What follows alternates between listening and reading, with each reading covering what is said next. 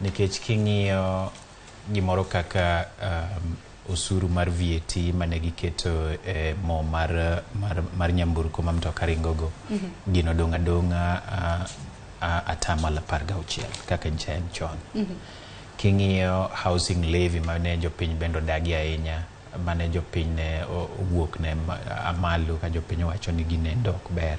Housing levy pod dong mana kaka en. Dong housing levy no ket lokruok kawuok kona tamala 3 nyaka kona tamala 1.5. Kona tamala 1.5. To jopiny neno ni kanebe to housing levy neno ni gobe ni golo kabisa. King'iyo kendo lokruok mobedo kuom joma yudo msara moenga 500,000 na okwongo nen asilimia atamalo 35. Sani pod na atamalo 32 mayo ko en lokruok maduong' ahinya.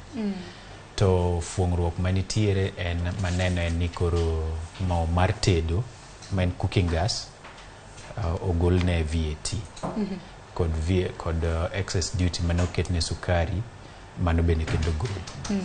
But king'iyo golo mar excess duty ne sukari, aparo ni mano kendo chak obeto rach nikech obro miyo bedo piny matin, lakini excess duty koket ne sukari to thothne okonyo mondo sukari moa oko kik bi Kenya ka.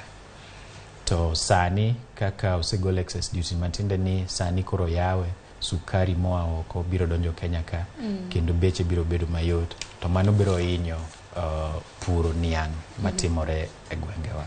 Mago duto te biro bedo kwarango kidieny ka kidieny hinyruok ma bende iwacho ni mitgi lit mano mar finance bill.